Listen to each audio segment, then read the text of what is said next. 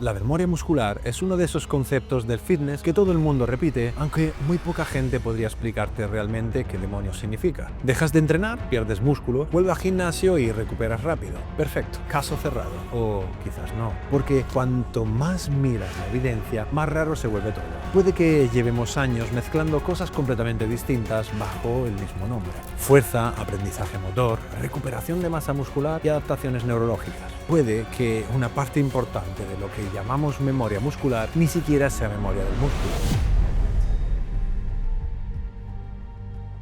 Soy Roberto Amorosi, autor de la Biblia del Culturismo Natural, y hoy vamos a meter bisturí en uno de los dogmas más repetidos del fitness. Porque una cosa es que algo parezca verdad en el gimnasio y otra muy distinta es que la ciencia realmente haya demostrado lo que tú crees que ha demostrado. Al final de este vídeo no vas a salir con una frase bonita del tipo "el músculo nunca olvida", que queda preciosa en una taza y bastante regular como criterio. Vas a salir con algo mucho más útil, una idea clara de qué significa realmente memoria muscular, qué mecanismos se proponen para explicarla, por qué la evidencia en humanos está bastante más sucia de lo que parece y sobre todo qué conclusión práctica puedes sacar. Vamos a poner orden desde el principio. Cuando hablamos de hipertrofia, hablamos de que la síntesis de proteínas musculares supera a la degradación. Dicho en humano, construyes más tejido del que destruyes. Y eso hace que la fibra muscular aumente su diámetro. No es magia, no es motivación, no es estimular el músculo desde ángulos sorprendentes. Es biología bastante menos sexy y bastante más útil. Para construir este tejido hace falta dos cosas: instrucciones y maquinarias. Las instrucciones empiezan en el núcleo de la célula. Ahí se transcribe el ADN para generar ARN. Ese ARN hace el plano y luego llega a la traducción. Usar ese plano para ensamblar proteínas. Aquí ya no basta con querer crecer mucho ni con subir un story apretando el abdomen. Hace falta capacidad real para fabricar proteína. Y esa capacidad depende, entre otras cosas, de la maquinaria disponible dentro de la fibra. Y aquí aparece un concepto clave: el dominio mionuclear. Las fibras musculares son células enormes y tienen varios núcleos. Cada núcleo gobierna una parte del territorio celular. Cuando la fibra crece, ese territorio también crece. Y llega un punto en el que los núcleos, que ya estaban, pueden empezar a ir justos para sostener toda la demanda de transcripción y traducción que exige seguir creciendo. En ese contexto entran en juego las células satélites, que son como células madre musculares situadas alrededor de la fibra. Pueden fusionarse con ella y donar nuevos núcleos. Traducido, si el músculo crece bastante, puede necesitar ampliar su maquinaria de control para seguir construyendo tejido de forma eficiente. Y hasta aquí todo razonable. El salto viene después. La teoría de la memoria muscular dice lo siguiente: si durante una fase de entrenamiento ganas nuevos mionúcleos y luego dejas de entrenar y pierdes tamaño, quizás esos núcleos extra se mantengan. Y si se mantienen, cuando vuelvas a entrenar tendrías parte de la maquinaria ya instalada. Es decir, volverías a crecer más rápido. Esa es la primera gran hipótesis: la permanencia mionuclear. La segunda es más moderna, más vistosa y por supuesto más susceptible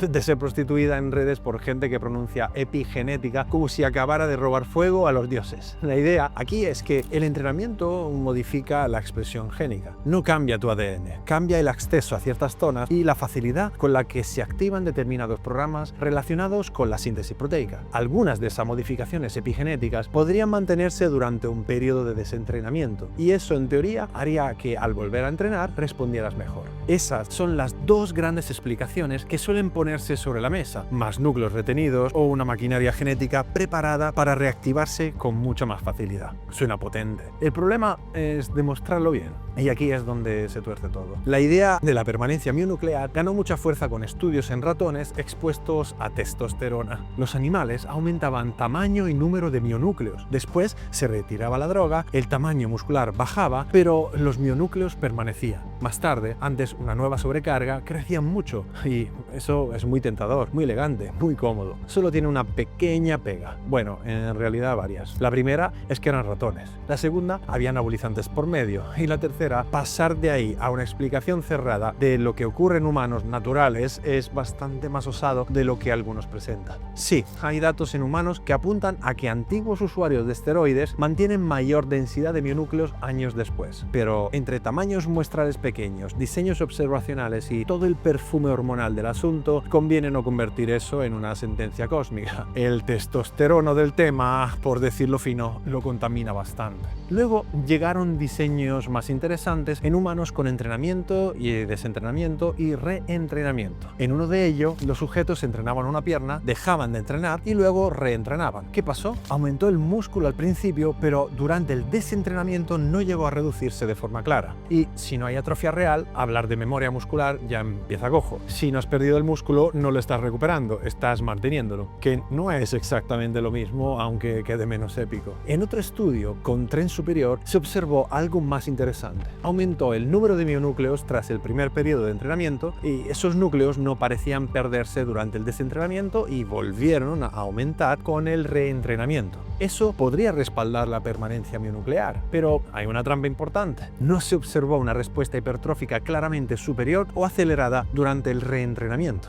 Y esto importa muchísimo, porque retener mionúcleos no equivale automáticamente a demostrar memoria muscular funcional. Puede significar que esos núcleos fueron necesarios para alcanzar cierto tamaño, pero no que retenerlos garantice volver a ese tamaño más deprisa. Son dos afirmaciones distintas. Y el sector fitness tiene la mala costumbre de tratar cualquier pista mecanística como si fuera una condena firme con lectura de sentencia incluida. Con la epigenética pasó algo parecido, pero con más entusiasmo teatral. Hubo mucho ruido con un estudio en sujetos desentrenados que entrenaron, dejaron de entrenar y volvieron a entrenar. Se observaron cambios en la masa magra, la fuerza y también ciertos patrones de hipometilación que parecían mantenerse tras el desentrenamiento. Los autores propusieron que esas modificaciones podían explicar una especie de memoria epigenética de la hipertrofia. Interesante, sí.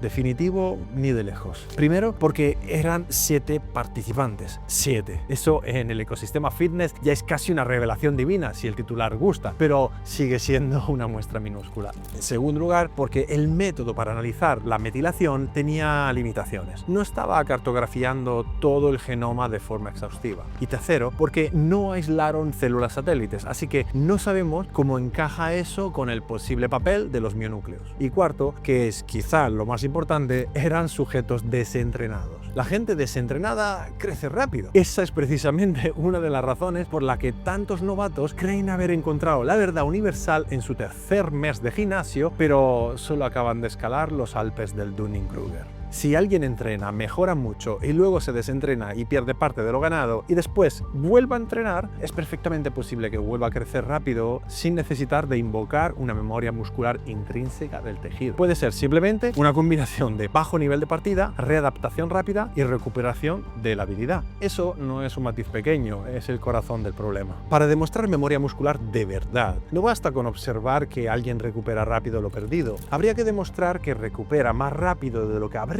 progresado desde ese mismo punto de partida si no hubiera pasado por una fase previa de hipertrofia y atrofia. Y ese diseño es bastante más difícil de ejecutar de lo que parece cuando uno habla muy tranquilo frente a un micrófono con luces bonitas. Pero bueno, antes de llegar a las conclusiones prácticas de todo este asunto, me comentan desde dirección que toca hacer pausa obligatoria para el patrocinador. Ese pequeño intermedio contemporáneo en el que recordamos que el vídeo no se paga con espíritu crítico, aunque sería precioso. Vamos con ello y volvemos a la importante. ¿Cuántos años llevas entrenando para seguir sin saber programar una rutina decente y conseguir resultados de verdad? Si te apasiona el entrenamiento y quieres dejar de ser el colega que da consejos gratis en el gimnasio para convertirte en un entrenador personal 100% legal en España, especializado en culturismo natural, tienes el enlace en la descripción y en el comentario fijado. Es tu oportunidad de dejar de dar vueltas en círculo copiando rutinas de Instagram y empezar a trabajar como un profesional de verdad. Volvemos. Y lo importante es esto. Quizá estamos intentando responder mal la pregunta. ¿Qué llamamos realmente a memoria muscular? Si hablas con la gente, muchas veces mezclan 3 cosas distintas. 1, recuperar fuerza rápido. 2, recuperar tamaño rápido. Y 3, volver a ejecutar movimiento con soltura después de tiempo sin practicarlo. Y eso no es necesariamente lo mismo. De hecho, la retención de habilidades motoras existe y por sí sola puede explicar la gran mayoría de adaptaciones. Si aprendiste a moverte bien en ciertos patrones, esa coordinación no desaparece de cero por haber estado un tiempo parado. Y si vuelves a entrenar con mejor técnica, más eficiencia neuromuscular y más capacidad para generar tensión efectiva, es evidente que el estímulo hipertrófico será mejor desde el primer momento. No porque el músculo recuerde en un sentido celular profundo, sino porque tú sigues sabiendo usarlo mejor. Es como llevar 10 años sin ir en bicicleta y claro, estás fondón. Pues sí, pero en vez de tener que pasar meses intentando no caerte, puedes pedalear duro desde el primer momento. Y esto crea un bucle positivo. Un patrón motriz interiorizado significa ganar fuerza con más rapidez. Ganar fuerza con más rapidez significa exponer la musculatura a una tensión mecánica más grande mucho más rápido. Y más tensión mecánica en menor tiempo es igual a mayor respuesta hipertrófica. Además, parte de las ganancias pueden tener relación simplemente con la reactivación de la capacidad de almacenar más glucógeno dentro de la masa muscular que ya tenemos y que estaba hibernando como consecuencia natural del tipo de entrenamiento, sin mencionar la adquisición de hábitos como sueño, alimentación, intencionalidad y capacidad de esfuerzo, que sin duda suponen un reto inédito al principio, pero son mucho más fáciles de retomar cuando ya los estuvimos interiorizando en su momento. Por lo tanto, lo que llamamos memoria del músculo sería más bien memoria del sistema, que claro, vende menos. No puedes ponerle un nombre místico y venderlo como secreto ancestral del tejido contráctil, pero se parece bastante más a una hipótesis seria. Y esto no lo digo desde una pizarra recién desembalada. Llevo más de 30 años en el fitness, 20 formando a más de 3.000 entrenadores personales con mi escuela y he visto repetirse el mismo patrón demasiadas veces. Gente que convierte intuiciones razonables en certezas absolutas porque les gusta más la sensación de entender que el trabajo real de entender.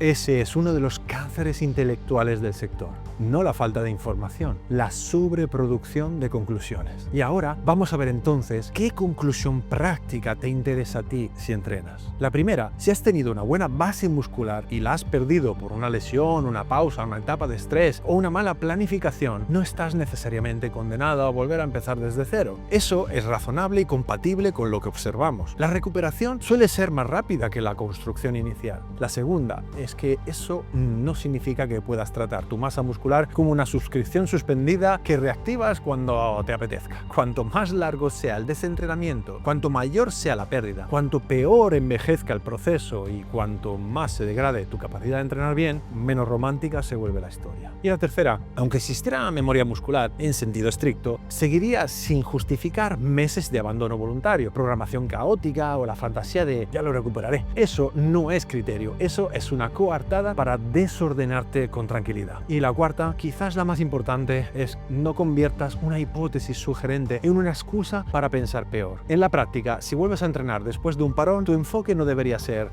tranquilo, que el músculo recuerda. Tu enfoque debería ser bastante más sobrio. Retomar hábitos saludables, recuperar patrones básicos, reacondicionar tejidos, restablecer tolerancia al volumen, volver a generar tensión de calidad, controlar las expectativas y dejar que el proceso haga su trabajo sin meter prisas de exfumador divorciado en enero. Porque una cosa es que el retorno pueda acelerarse y otra creer que el cuerpo va a ignorar semanas o meses de desadaptación solo porque una frase de gimnasio te parece reconfortante. Así que, ¿existe la memoria muscular? La respuesta honesta es menos sexy y más seria. Quizás existe algo real ahí, pero no está demostrado con la limpieza con la que suele afirmarse. Lo que sí sabemos es que recuperar lo perdido suele ser más rápido que construirlo por primera vez. Lo que no sabemos con suficiente claridad es cuánto de eso pertenece al músculo, cuánto al sistema nervioso, cuánto al aprendizaje motor y cuánto a diseños de estudios que no permiten separar bien una cosa de otras. Y ese matiz no debilita el mensaje, lo mejora, porque te obliga a pensar mejor, no a repetir el músculo nunca olvida como quien recita un salmo de vestuario, sino a entender que el cuerpo se adapta, desaprende menos de lo que parece en algunas cosas, conserva ciertas ventajas y al mismo tiempo no perdona las chapuzas metodológicas ni el abandono prolongado. La promesa del vídeo era darte claridad y aquí la tienes. La memoria muscular es una hipótesis razonable, parcialmente apoyada, conceptualmente mezclada y científicamente mucho menos resuelta de lo que aparenta.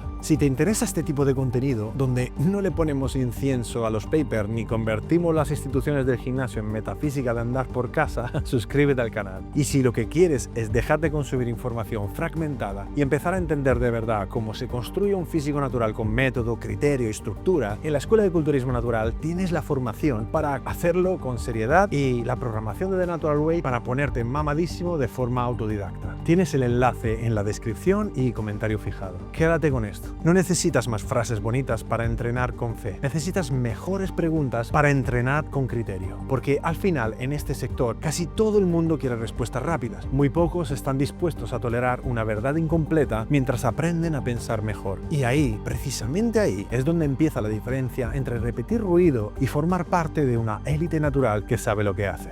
Nos vemos en el próximo vídeo.